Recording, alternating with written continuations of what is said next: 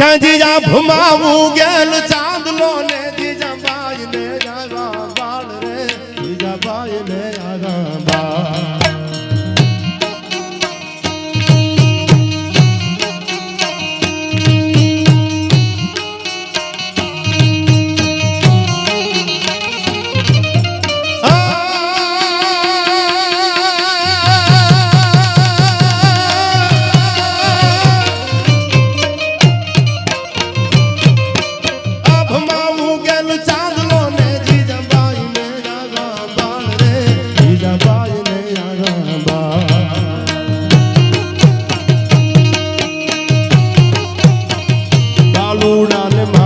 छोड़े डूंगरा डोले शिवाजी ने नींद झूलावे माता जीजा बाई झूलावे